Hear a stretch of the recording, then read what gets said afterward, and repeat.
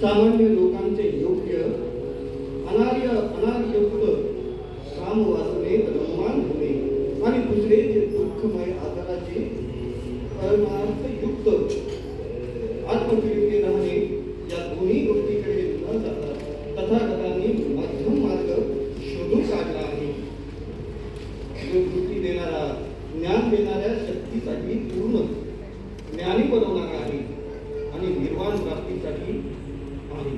तो कोणता मध्यम मार्ग तथागतांनी शोधून काढला आहे, जो नवीन वृत्ती देणारा, ज्ञान देणारा, पूर्ण ज्ञानासाठी आणि निर्वाण प्राप्तीसाठी असलेला.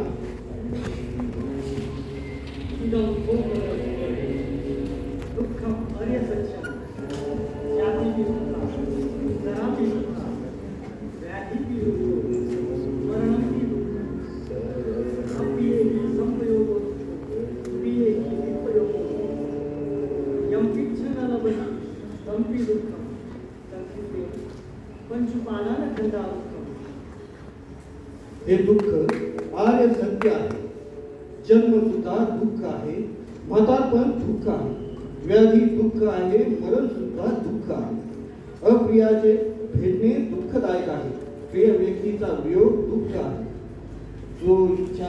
जी इच्छा झाली ते न मिळणे हेही दुःख आहे. सारांशाने पाचही उपादान स्कंद दुःखदायक आहे. भिक्खूंनो, हा संपूर्ण दुःख समुदाय आर्य सत्य आहे.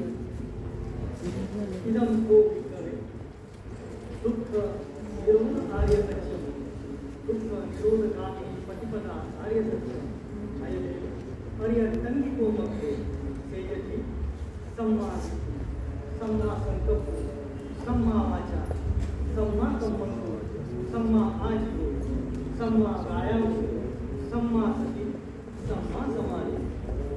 भिक्खूंनो, दुःख निरोध आर्य सत्य आहे. दुःख निरोधाकडे जाणारा मार्ग आर्य सत्य हाच आर्य अष्टांगिक मार्ग आहे.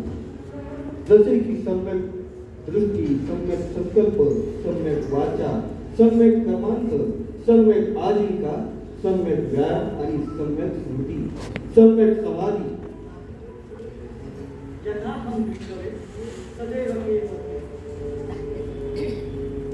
समनाय सत्संमनया ब्राह्मण्या बजाय अनुत्तर सम्मा संबोधि बच्चिया ज्ञानम वनमे दर्शनम सुगति अकुपा वेदमूर्ति अयम अंतिमा जाति नच्छिदानि न भवति. भिक्खूंनो,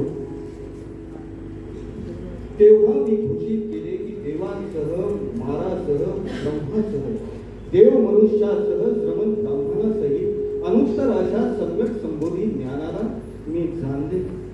माझ्या ज्ञानवृत्ती उत्पन्न झाली आहे. माझी विमुक्ती निश्चित आहे. माझा शेवटचा जन्म आहे, पुन्हा जन्म नाही.